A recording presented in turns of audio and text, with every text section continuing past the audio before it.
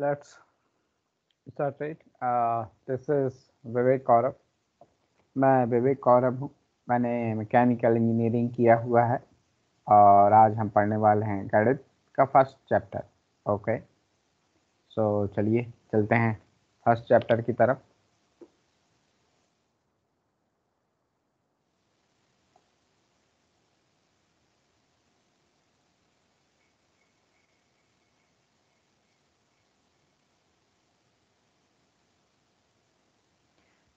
First chapter यहाँ पे आज हम पढ़ने वाले हैं वास्तविक संख्याएं।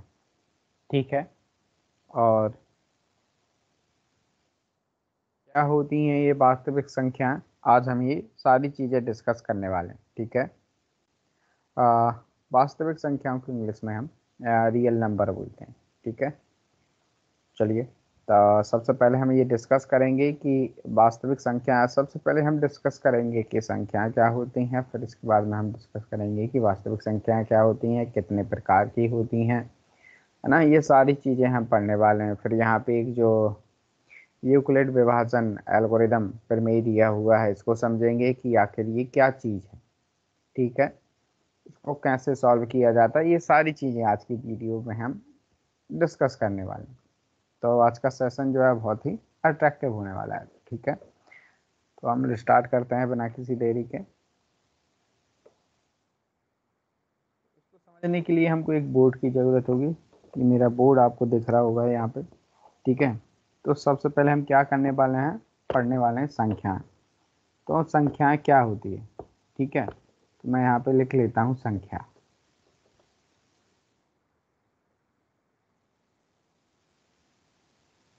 संख्या, अब जब हम संख्या की बात करने वाले हैं तो संख्याएं दो प्रकार की होती हैं। जनरली हम देखते हैं कि संख्याएं दो प्रकार की होती हैं।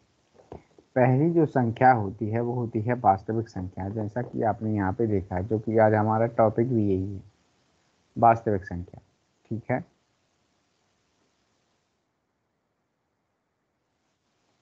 वास्तविक संख्या।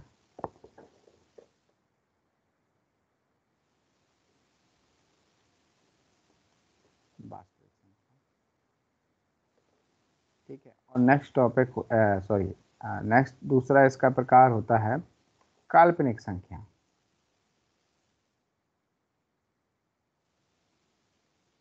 अब बात आती है सर ये काल्पनिक संख्या क्या होती है, वास्तविक संख्या तो आज जैसे हम पढ़ने वाले हैं। देखिए, जब आप 11th में जाएंगे तो यहाँ पे इन चीज़ों को आप समझेंगे, बट मैं यहाँ पे अभी आपको थोड़ी उतने लॉन्ग टर्म में तो नहीं बताता हूँ, बट यहाँ पे छोटे से रूप में आपको ये समझाता हूँ कि देखिए, सपोज मान लीजिए कि एक इक्वेशन हमारे पास इस प्रकार से है कि x+2 = 0।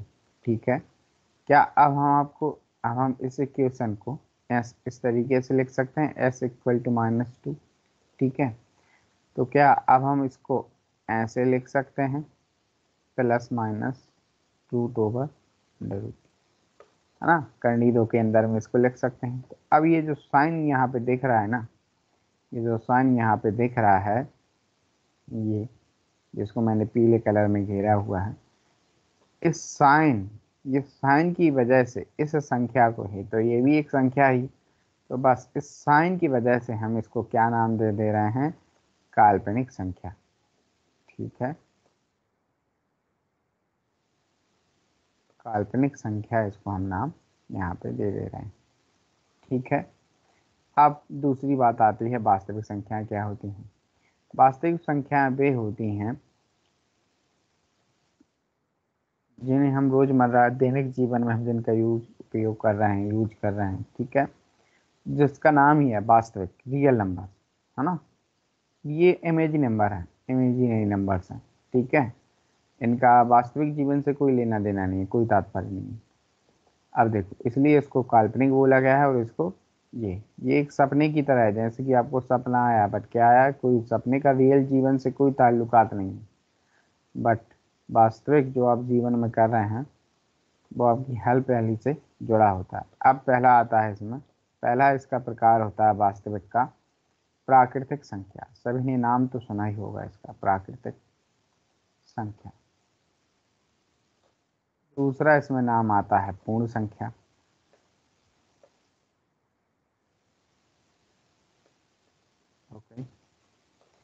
तीसरा इसमें नाम आता है पूर्णांक। हम समझेंगे कि क्या होता है पूर्णांक, पूर्ण संख्या, प्राकृतिक संख्या। क्या आखिर प्राकृतिक संख्या का नाम प्राकृतिक ही क्यों है? कई बच्चों के दिमाग में एक प्रश्न होगा कि प्राकृतिक संख्या को ही प्राकृतिक बोल रहे हैं, पूर्ण संख्या को प्राकृतिक या प्राकृतिक को पूर्ण क्यों नहीं कह दे रहे हैं? तो आज आपकी ये इस प्रकार के सारे डाउट सॉल्व हो जाएंगे। बस आपको पेशेंसली बैठना है क्लास में, ठीक है। नेक्स्ट आता है परिमेय संख्या।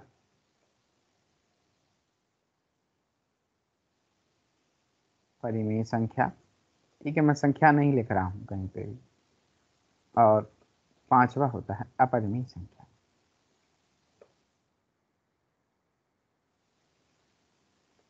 अपरिमेय संख्या, चलिए अब हम पढ़ लेते हैं, थोड़ा डिस्कस कर लेते हैं कि क्या होते हैं प्राकृतिक। ये तो मैंने इसके प्रकार लिख दी, ठीक है। नेक्स्ट पेज पे चलते हैं। अब यहाँ पे हम डालते हैं क्या, प्राकृतिक संख्या। प्राकृतिक संख्या, देखिए इसको प्राकृतिक ही क्यों कहा जाता है? क्योंकि इन संख्याओं की खोज सबसे पहले हुई थी, ठीक है। इन संख्याओं की खोज क्या हुई थी? पहले हुई थी। हम कहते हैं ना जीरो बाद में आया, जीरो की खोज किसने की थी? आर्यभट्ट ने की थी। किसने की थी ये जीरो की खोज? आर्यभट्ट ने की थी। तो क्या उसके पहले संख्याएं नहीं थी? उसके पहले भी संख्याएं थी। तो बस इन संख्याओं को जब हमने जीरो की जब हमने खोज की, ठीक है, जीरो मिला तो जीरो मिल गया मतलब हम पूर्ण हो गए, ठीक है। पूर्ण हो गए, पूर्ण कैसे हो गए कि हमको सारी संख्याएं पता चल गई, ठीक है। अब जैसे कि आपके पास एक बाल्टी है, ठीक है, जैसे सपोज दैट एक बाल्टी है, अब उसमें 5 लीटर पानी बनता है, ठीक है। अब आपके पास क्या था? पहले 2.5 लीटर पानी था, और बाद में आपको क्या हुआ? 2.5 लीटर पानी और मिल गया, मतलब बाल्टी क्या हो गई? पूरी भर गई। इसी प्रकार जो संख्याएं थी वो पूरी भर गई। अब इसको हम किससे डिनोट करते हैं? इससे जो डिनोट करते हैं उसको हम एन से, हम इसको क्या करते हैं? प्रदर्शित करते हैं। एन क्या है? यहाँ पे नंबर है। नंबर कहाँ से शुरू होते हैं प्राकृतिक संख्याओं के? 1 से लेके 1 2 3 ऑन अनंत तक चले जाते हैं, ठीक है। अनंत तक चले जाते हैं, तो इनको हम क्या कहते हैं? प्राकृतिक संख्या, ठीक है। अब क्या आता है? अब दूसरी आती है 9 तक, ठीक है। अब दूसरी संख्या जो आती हैं वो कौन सी आती हैं? पूर्ण संख्या। कौन सी आती हैं? पूर्ण संख्या। अब इसको हमने पूर्ण संख्या क्यों नाम दिया है? क्योंकि यहाँ पे हमको क्या मिल गया? पूर्ण संख्या को हम किससे डिनोट करते हैं? डब्ल्यू से, है ना। तो डब्ल्यू बराबर क्या होता है? 0 + n। इसमें अब हम क्या कर देंगे? 0 से लेके 0 1 2 3 1 इन्फिनिटी तक हम पहुंच जाएंगे। कहाँ तक हम पहुंच जाएंगे? इन्फिनिटी तक, है ना। तो इसको हम पूर्ण संख्या कहते हैं। हाँ, तो अब मैंने बताया था कि इस पूर्ण संख्या को पूर्ण क्यों कहते हैं। देखो, तो यहाँ पे क्या हो रहा है? पूर्ण संख्या मिल गई है, पूरी संख्या क्या हो गई है? पूरी हो गई है। अब इसके अलावा और कोई संख्या एग्जिस्ट ही नहीं करती, इसलिए कोई नंबर जीरो के अलावा कोई और नंबर है ही नहीं, बचा ही नहीं है। हाँ, भविष्य में अगर तुम लोग कोई संख्या नहीं खोज कर लो तो वो बात अलग है, बट अभी के लिए तो पूर्ण संख्या यही है ना। अब नेक्स्ट तीसरे नंबर पे जो आती है पूर्णांक, है ना। पूर्णांक, अब देखो ये पूर्णांक क्या होता है। देखो ये जो सभी संख्या हैं, अब देखो पूर्णांक क्या होता है। देखो पूर्ण प्लस अंक, दो शब्दों से मिलके बना है पूर्णांक, ठीक है। पूर्ण प्लस अंक, ठीक है। अंक यहाँ पे क्या कर रहा है? संख्या। अंक क्या है? एक संख्या है, ठीक है। कहाँ तक? इन्फिनिटी तक। 1 से लेके, सॉरी 1 2 0 से लेके, जीरो भी इसमें शामिल है। ऐसा नहीं है कि जीरो सर ने बोला कि 1 से स्टार्ट किया है, जीरो भी शामिल है इसमें। 1 से लेके सारे, ठीक है। तो ये अंक हो गए। और पूर्ण कैसे हो गए? तो देखो पूर्ण कैसे हो गए, क्योंकि नंबर जो होते हैं ना वो दो प्रकार से होते हैं। नंबर कितने प्रकार के होते हैं? दो प्रकार के नंबर होते हैं। कैसे होते हैं दो प्रकार के नंबर? ये देखो, सपोज ये जीरो है, सॉरी यहाँ ये जीरो है, तो जीरो से क्या होती है, संख्या बढ़ती हैं, 1 2 3 4 से एंड सोलो के ऑन तक। तो इनको हम क्या कहते हैं, इनमें कोई साइन दिख रहा है तुमको, नहीं दिख रहा है, तो साइन नहीं दिख रहा है मतलब that means this is positive संख्या है। ये सभी कौन सी संख्या है, पॉजिटिव संख्या है। तो इसके इस तरफ क्या होंगी, नेगेटिव संख्या होंगी। कहाँ तक होंगी, -1 -2 -3, कहाँ तक, एंड सुनो के इंफिनिटी तक। कहाँ तक, इंफिनिटी तक, अनंत तक। ठीक है, तो अब यहाँ पे हमको क्या मिल गया, पूर्ण चीज मिल गई, मतलब पॉजिटिव और नेगेटिव दोनों मिल गया, इसलिए इसको हमने क्या नाम दे दिया, पूर्णांक दे दिया, है ना, क्योंकि पूर्ण संख्या तो हम पहले ही दे चुके हैं एक नाम। तो अब हमारे पास दूसरा नाम क्या बता था, पूर्णांक बचा था, तो वो भी हमने दे दिया। ठीक है, अब चलते हैं हम नेक्स्ट की तरफ, नेक्स्ट पेज।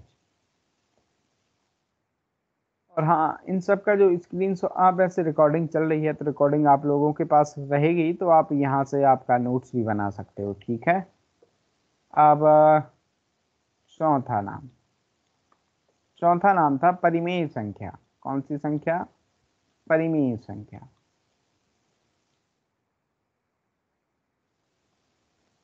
परिमेय संख्या, अब ये क्या वाला है भाई।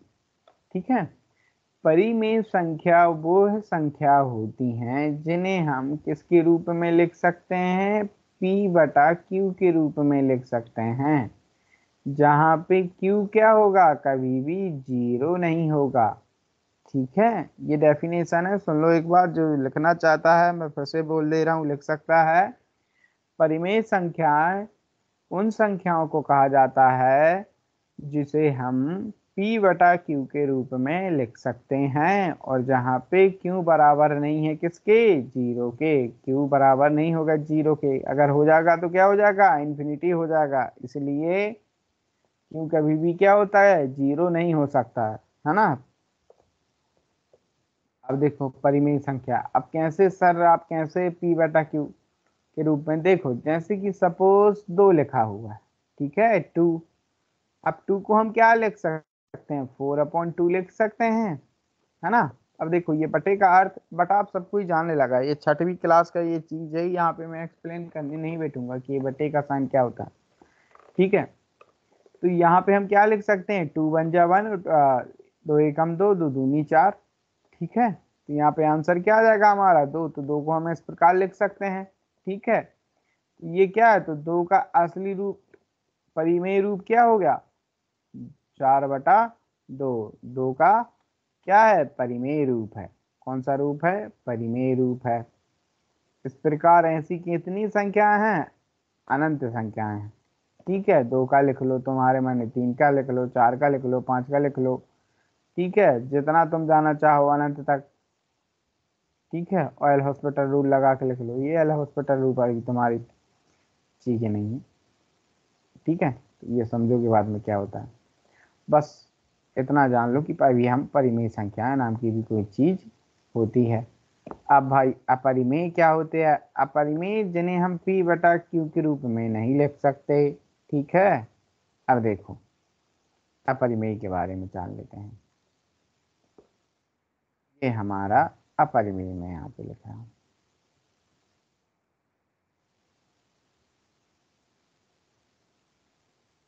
अपरिमेय संख्या। ठीक है, ये हमारी अपरिमेय संख्या। अपरिमेय संख्या क्या होती हैं, जो क्या हो, जिसे हम P/Q के रूप में क्या हो, P/Q के रूप में हम नहीं लिख सकते। क्या नहीं कर सकते, नहीं लिख सकते। ठीक है, और इसके साथ में इनके जो उत्तर होते हैं, जैसे कि दशमलव में, ठीक है, दशमलव में क्या नहीं होते हैं, ये non repeating non terminating, means ये रिपीट नहीं होनी चाहिए। अब इनमें संख्याएं जो है ना, रिपीट नहीं होनी चाहिए, इनकी वैल्यू क्या होती है, रिपीट मतलब पुनरावृत्ति नहीं होती है ना, पुनरावृत्ति।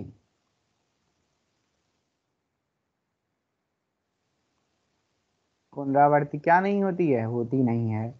क्रॉस का कनेक्शन, ठीक है, क्रॉस मीन्स नहीं होता है।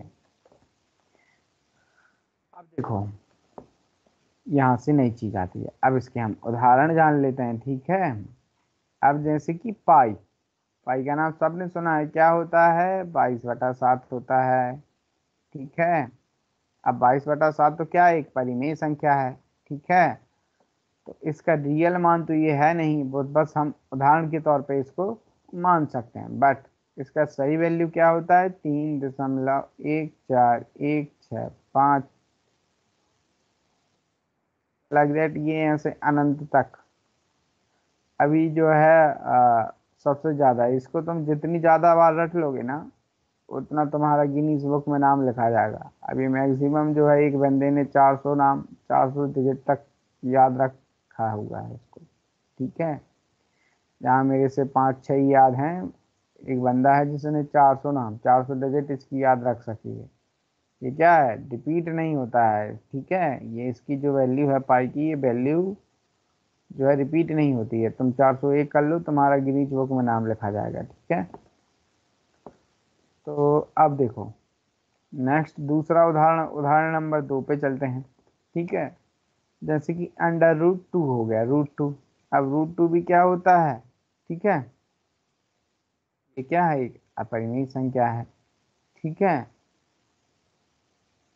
ऐसे ही √5 है, √3 है, √5 है, ठीक है। बहुत सारी, मतलब इनके क्या है, दशमलव क्या होते हैं इसका, जैसे 1.141 ऐसे कुछ करके है इसका, ठीक है। ऐसे इस 3 का है जो भी है वॉटएवर, इसका 2 दशमलव कुछ करके है।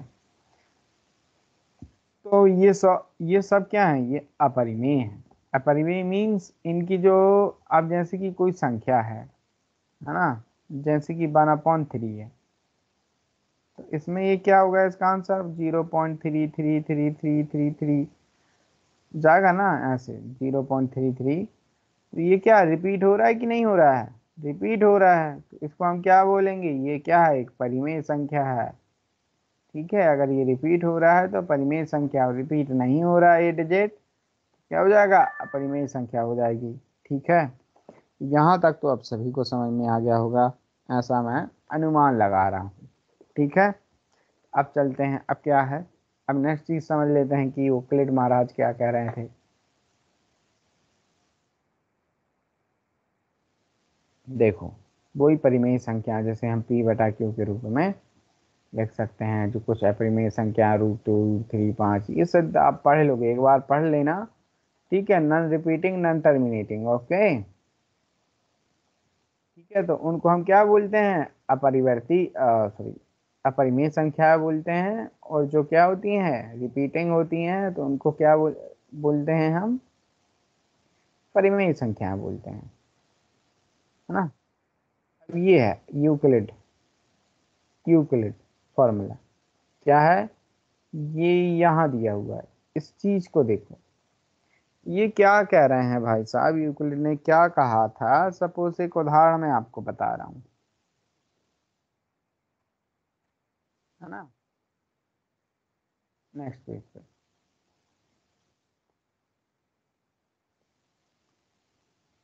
क्या पढ़ रहे हैं हम, यूक्लिड विभाजन प्रमेय का पढ़ रहे हैं, क्या पढ़ रहे हैं, यूक्लिड विभाजन प्रमेय का।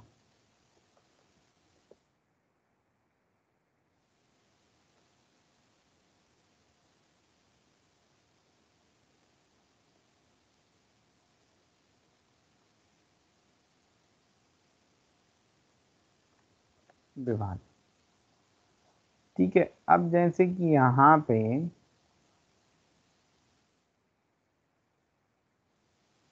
कोई संख्या 5 और बड़ी है 2 से है, ठीक है।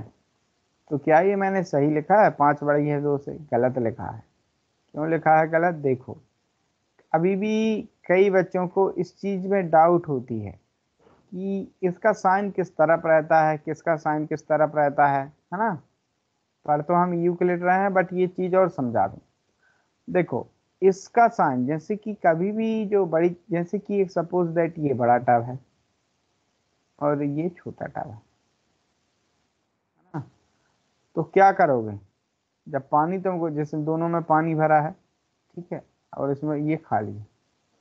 अब ये टब इसमें से भराएगा कि इसमें तो ये इसको पानी भरोगे तो इसको भरना है, जैसे इसको भरना है, ठीक है, क्या करना है, इसको भरना है। तो इसमें इसको डोबेगो कि इस बड़े वाले को इसमें डोब दोगे? छोटे वाले को इसमें डोबोगे ना, मतलब निकाल कहाँ से रहे हो, बड़े वाले में से निकाल रहे हो। तो बड़ा वाला कौन है, ये है बड़ा वाला। तो इसका निकालना है, ठीक है, तो निकलेगा कहाँ से, जब इसका साइन किस तरफ हो, इस तरफ हो, ठीक है। जिसका साइन इस तरफ है वो बड़े का इंडिकेट करता है, ठीक है। ये ये हमेशा बड़े की तरफ मुंह करेगा, किसकी तरफ मुंह करेगा, बड़े की तरफ मुंह करेगा, ठीक है। चलो, अब इसको यूक्लिड महाराज को समझ लेते हैं। तो यूक्लिड महाराज क्या कह रहे हैं, ये हमसे ये कह रहे हैं सिंपल, क्या formula, A is equal to B Q plus R, ठीक है। आर क्या है, यहाँ पे शेषफल है, क्या है, शेषफल। और ये क्या है, भाजक, भाजक और क्यू है भागफल, ठीक है। अब देखो ये क्या चीज है, क्या वाला है, देखो ए की वैल्यू क्या है यहाँ पे, 5 है, ठीक है। ए क्या है, 5 है। अब हम देखो बी क्यू के रूप में इसको निकालना है, तो देखो अब हम क्या करेंगे, 5 को 2 से भाग देंगे, ठीक है, क्या छोटी संख्या क्या है, 2 है, 5 को हम 2 से भाग देंगे, तो कितनी बार भाग जाएगा, 2 बार। क्या आ जाएगा यहाँ पे, 4, यहाँ पे क्या बचेगा, 1 बचेगा, ठीक है। तो अब हम यहाँ पे क्या करने वाले हैं, भाज और भाजक क्या है, देखो तो बी की वैल्यू क्या है, 2, और क्यू की वैल्यू भी क्या है, 2 है, और शेषफल क्या बच गया, मतलब आर क्या बच गया, 1। तो क्या हम 2 × 2 4 + 1, तो क्या कर देंगे, 5 आ जाएगा। यही ये कह रहे हैं, और कुछ खास नहीं कह रहे हैं, ठीक है। ये है इनका मतलब, है ना, जो तुम्हारा भागफल है, भाजक है, और रिमाइंडर मीन्स शेषफल, यही यूक्लिड महाराज कह रहे हैं। और कुछ, और इसमें कोई इतना बड़ा चीज है ही नहीं जो कि हम एक्सप्लेन करें, ठीक है। अब यहाँ पे हम चलते हैं कुछ क्वेश्चन की तरफ, सीधा प्रश्नावली की तरफ चलते हैं।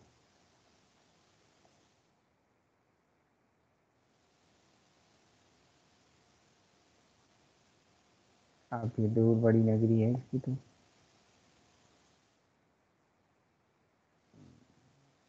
ये अच्छा 2 पे पहुंच गए हैं सीधा, अच्छा अच्छा।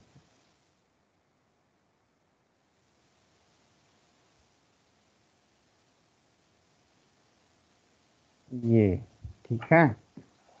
अब हमको क्या निकालना है, HCF निकालना है ना, महत्तम समावर्तक जिसको बोलते हैं, LCM मतलब, LCM और HCF, ये सबको आता है, ये 5वीं 6वीं का चीज है, इसको एक्सप्लेन नहीं किया जाएगा, ठीक है। नेक्स्ट पेज पे चलते हैं। यहाँ पे पहले क्वेश्चन मैं करूँगा, पहला ये वाला कर देता हूँ, ठीक है, और ये लास्ट वाला कर देता हूँ, बाकी बीच का तुम करना, ठीक है। ये आप लोगों के लिए है, टाइम बचता है तो बकायदा हम इस चीज़ को करते हैं।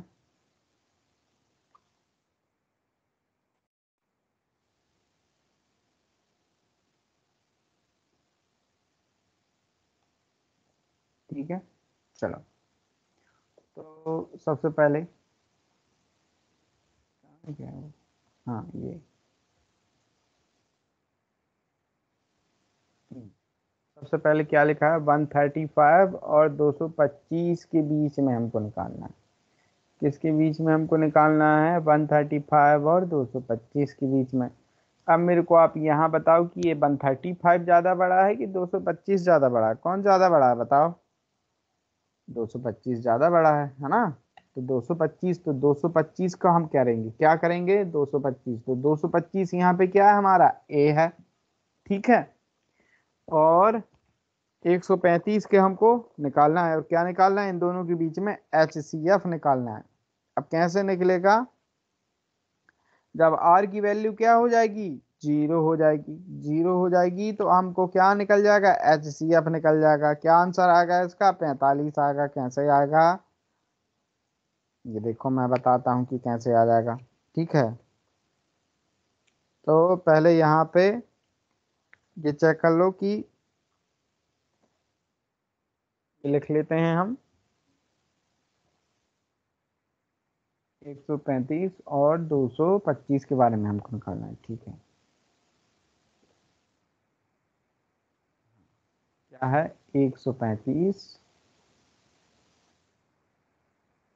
और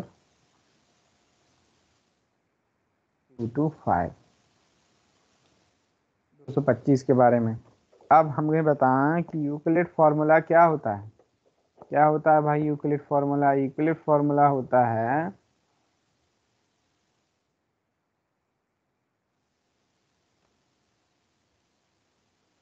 यूक्लिड विभाजन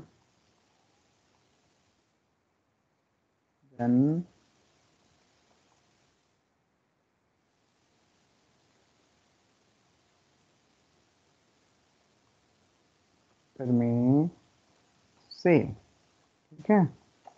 यूक्लिड विभाजन प्रमेय से है, हम इसको करेंगे। तो क्या होता है पहले भी बताओ, A is equal to B Q plus R, ठीक है। आर क्या है यहाँ पे, रिमाइंडर, रिमाइंडर मीन्स शेषफल, ठीक है। तो ये कोई बताने वाली अब चीज रही नहीं, ठीक है। तो अब हम इसको करते हैं। सबसे पहले हम क्या करेंगे, 135 का निकालेंगे।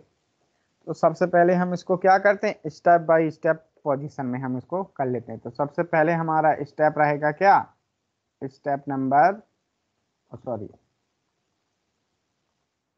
चरण, चरण इसको हम बोलेंगे, चरण नंबर फर्स्ट। फर्स्ट चरण में हमको क्या करना है, ये फाइंड करना है कि बड़ा कौन है, ठीक है। तो कौन है बड़ा, तो 225 बड़ा है, किससे बड़ा है, 135 से बड़ा है, ठीक है। तो ये हमारा ये चीज है। अब हम इसको क्या करते हैं, अब ए हमारा क्या हो गया, ए की वैल्यू क्या हो गई हमारी 225, ठीक है। तो 225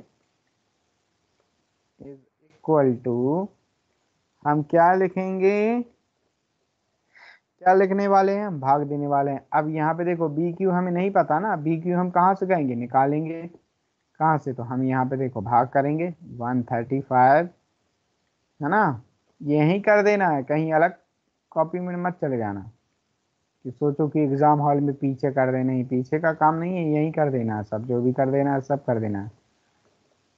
तो 225, ठीक है। तो ये हमारा अब देखो इसमें 225 से तो ये ज़्यादा हो जाएगा, क्योंकि अगर 125 ही हो जाता है कितना, 250 हो जाता है, यहाँ पे 225 है तो कितना बार जाएगा, एक ही बार ना जाएगा, ठीक है। तो 135 हो गया, 5 से 5 0, 12 में से 3 गया, क्या बचा 9 बचा, यहाँ पे 0 क्या बचा 90 आ गया। यहाँ पे हम क्या लिख देंगे, बी क्यू, ठीक है। तो बी क्या है, 135 है, ठीक है। 135 क्यू मतलब क्या है, क्यू की वैल्यू क्या है 1, और रिमाइंडर क्या है हमारा आर, आर की वैल्यू क्या आ गई 90, ठीक है। तो ये हमारा क्या हो गया, पहला चरण हो गया है। क्या हो गया पहला चरण।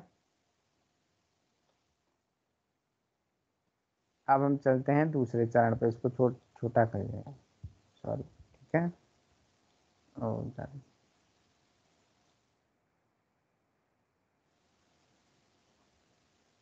अब हम चलते हैं तृतीय चरण पे, चरण नंबर 2।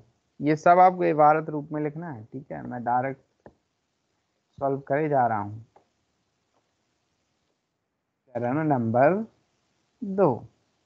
चरण नंबर 2 में अब हमको क्या करना है, नेक्स्ट स्टेप क्या रहेगी हमारी, किसको किए थे, 135 को किए थे। अब बढ़ते 35 में और 90 में कौन बड़ा है बताओ। 135 में और 90 में कौन बड़ा है, 135 बड़ा है। ठीक है, तो ये अब हम क्या लिखेंगे यहाँ पे, कौन बड़ा है, 135 बड़ा है, किससे बड़ा है, 90 से बड़ा है। ठीक है, ये हम यहाँ पे करेंगे। तो अब same procedure, 135 is equal to, अब हम देखो फिर से करेंगे, 135 को इधर ले गए हम, है ना। ओके, अब हमको इसमें किसका भाग दे देना है, 90 का भाग दे देना है। किसका भाग दे देना है, 90 का भाग दे देना है। तो कितनी बार जाएगा, 9 दूनी 18, 180, एक ही बार ना जाएगा। तो जाएगा कितना, 90। यहाँ पे क्या बचेगा, 5 बचेगा। ठीक है, यहाँ पे क्या बचा, 4 हो गया, 45 कट्टे कुछ नहीं बचा। ठीक है, तो यहाँ पे क्या आ गया, 45 आ गया। तो ये इसको हम क्या लिख सकते हैं बताओ, तो हम लिख सकते हैं 90 × 1, 90 × 1 + 45। ओके, अब क्या है, 90 और 45 में क्या बड़ा है बताओ, 90। चरण नंबर 2 पे चलते हैं, सेम इसी प्रकार से। चरण नंबर 2। ठीक है, तो यहाँ पे हम क्या करते हैं, अब किस किस के बीच में हम लेंगे, 90 के और 45 के बीच में लेंगे। कौन बड़ा है, 90 बड़ा है। सॉरी, ये चरण 3 है, ये लो 3 हो गया। हम लिखने वाले हैं क्या, 90 इज इक्वल टू, अब फिर से दो, यहाँ पे क्या हो गया, 90, 45 का हमको भाग देना है, कितनी बार जाएगा, 2 बार जाएगा। क्या हो जाएगा, 90 हो जाएगा, 90 में 90 कुछ नहीं, रिमाइंडर क्या बचा, 0। क्या हो जाएगा यहाँ पे, 45 × 2, तो आंसर क्या बचा, सॉरी, यहाँ पे प्लस प्लस 0। ठीक है, इसका एलसीएम क्या आ जाएगा, जो 0 के आगे वाला जो था 45, है ना। ये 45 क्या आ जाएगा, जब भी रिमाइंडर बचे ना, ये जो संख्या है यही हमारा क्या होती है, आंसर होती है। ठीक है, इस प्रकार इसको करना है ना। तो इस प्रकार इसको हमको करना है। तो आज हमने क्या क्या पढ़ा, सबसे पहले देखो इस बार एक बार हम रिवीजन कर लेते हैं पूरा। ठीक है, और इसके बाद में क्लास को एंड करते हैं, क्योंकि अब हमारे पास समय कम बचा है। नेक्स्ट क्वेश्चन जो है करके देखना है, बाकी के मैं बैठा हूँ समझाने के लिए। देखो, तो आज हमने क्या क्या पढ़ा, देखो सबसे पहले हमने क्या पढ़ा, संख्या के बारे में पढ़ा। संख्याएं कितने प्रकार की होती हैं, 2 प्रकार की होती हैं। पहली होती हैं काल्पनिक संख्याएं, दूसरी होती हैं वास्तविक संख्याएं। वास्तविक संख्याएं कितने प्रकार की होती हैं, 5 प्रकार की होती हैं। पहली होती है प्राकृतिक संख्याएं, जिसको हम n से प्रदर्शित करते हैं। दूसरी होती है पूर्ण संख्या, जिसे हम w से प्रदर्शित करते हैं। ठीक है, फिर होता है पूर्णांक होता है, फिर होता है परिमेय संख्या होती है, और फिर होती है अपरिमेय संख्या। ठीक है, नेक्स्ट, है ना। अच्छा, ये एक ही चीज है, हाँ, ये देखो। ठीक है, अब हाँ, ये इसको हम थोड़ा सा छोटा सा कर लेते हैं। ये स्क्रीनशॉट जिसको लेना है ले भी सकता है। अब हाँ, प्राकृतिक संख्या क्या होती हैं, एक से लेके जो अनंत तक चली जाती हैं, उन्हें हम क्या कहते हैं, प्राकृतिक संख्या कहते हैं। पूर्ण संख्या क्या कहते हैं, पूर्ण संख्या को हम किससे रिप्रेजेंट करते हैं, किससे दर्शाते हैं, w से। तो 0 + n, n क्या है, नंबर है। तो जिसमें 0 जुड़ जाता है, 0 से लेके अनंत तक जाने वाली संख्याओं को हम क्या कहते हैं, पूर्ण संख्या कहते हैं। यही इसकी डेफिनेशन भी है और परिभाषा। ठीक है, और पूर्णांक संख्या, पूर्णांक किससे बन के बना है, पूर्ण धन अंक, अंक क्या, जितने भी सारे अंक हैं पूर्ण कैसे, जो पॉजिटिव और नेगेटिव दोनों रूप में हमको मिल जाते हैं। जीरो के इस तरफ वाले क्या हो गए नेगेटिव, और इस तरफ वाले क्या हो गए पॉजिटिव हो गए हैं। ठीक है, तो इसको हम क्या बोलते हैं, पूर्णांक बोलते हैं। ठीक है, फटाफट देख लेते हैं। देन इसके बाद में हमने क्या पढ़ा, परिमेय संख्या। परिमेय संख्या क्या होती है, वे संख्याएं जिन्हें हम p बटा q के रूप में लिख सकते हैं, जहां पर q बराबर नहीं है किसके, जीरो के। ठीक है, तो उसको हम क्या बोलते हैं, परिमेय संख्या होते हैं। परिमेय संख्या क्या होती हैं, कुछ भी होती हैं, बट उनको हम किसके रूप में लिख सकते हैं, p बटा q के रूप में हम लिख सकते हैं। जैसे मैंने यहाँ पे 2 को बताया, 3 को लिख लो, तो हम 3 को क्या लिख दोगे, 6/2 लिख दोगे। 4 को क्या लिख दोगे, 8/2 लिख दोगे, है ना। ठीक है, 16/4 लिख दोगे, कुछ भी लिख दो। ठीक है, और इसके बाद में हम क्या पढ़ेंगे थे, अपरिमेय संख्याएं पढ़े थे। क्या है अपरिमेय संख्या, ये है अपरिमेय संख्या। अपरिमेय संख्या कौन सी संख्या होती है, वे संख्याएं जो कि नॉन रिपीटिंग नॉन टर्मिनेटिंग होती हैं, मतलब जो पुनरावृत्ति नहीं करती हैं, और है ना, पुनरावृत्ति जो नहीं करती हैं, तो उनको हम क्या बोलते हैं, अपरिमेय संख्या कहते हैं। जैसे कि पाई हो गया, √2 हो गया, करनी 2, करनी 3, करनी 5, ये सभी क्या है, अपरिमेय संख्या है। और अगर कोई चीज दशमलव में रिपीट कर रही है, जैसे कि मैंने एक एग्जांपल दिया, 1/3 का 1/3 का दिया है, तो ये क्या है, रिपीट कर रहा है, तो ये क्या होगी, परिमेय संख्या होगी। ठीक है, ये हो गई। हम्म। अब हमने क्या किया, यूक्लिड विधि पढ़ी। ठीक है, तो यूक्लिड का फॉर्मूला क्या होता है, लट लो जल्दी से फटाफट।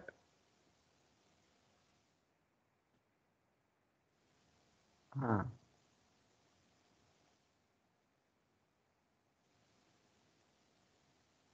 ये यूक्लिड विभाजन क्या होता है, ये जो इक्वल टू BQ+R। आर क्या है यहाँ पे, शेषफल। क्यू क्या है यहाँ पे, भागफल, और बी क्या है, भाजक। ठीक है, और ये क्या है, जो संख्या। ठीक है, तो यहाँ से हमने उसको निकाला। 5 वाला मैंने एग्जाम्पल भी दिया था। ठीक है, अब यहाँ पे देखो, सबसे पहले हमने चरणों में लिखा हुआ है। ठीक है, क्योंकि हमारे पास टाइम कम था। ठीक है, तो यहाँ पे इसलिए हमने चरणों में लिखा हुआ है इसको। वित्त भारत के कल टाइम हमारे पास, कल मैं जो समझाऊंगा उस तुमको बस वित्त भारत के थोड़ा अच्छा, ठीक है, समझाऊंगा। ठीक है, तो हमने सबसे पहले क्या लिया, चरण लिया। ठीक है, चरण लिया है, कौन सा चरण लिया है, इसमें सबसे पहले हमको ये देखना होता है कि कौन सा बड़ा है कौन सा छोटा है। फिर बड़े वाले को हम किस किस स्थान पे रखते हैं, एक ही स्थान पे, और उसमें क्या है, छोटे वाले का भाग दे देते हैं। जो भागफल शेषफल आता है उस प्रकार से हम इसको सॉल्व करते जाते हैं, और आखिर में जब हमारा वैल्यू आर का क्या बचता है, जीरो बचता है, वही हमारा क्या हो जाता है, HCF हो जाता है। तो ऐसे ही हमको इस क्वेश्चन को करना है। उम्मीद है किसी को कोई डाउट नहीं होगा, है किसी को कोई डाउट तो अभी बता सकता है, किसी को कोई डाउट बोलो।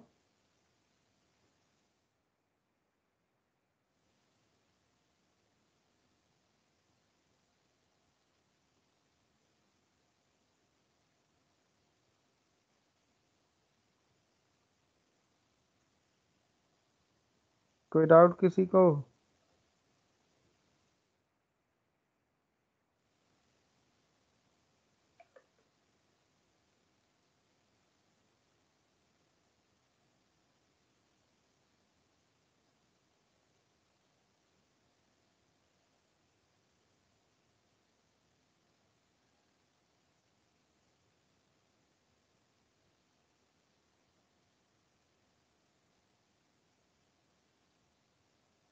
किसी का नो सर, ठीक है।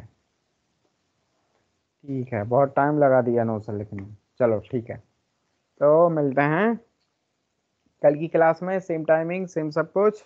Okay, bye bye.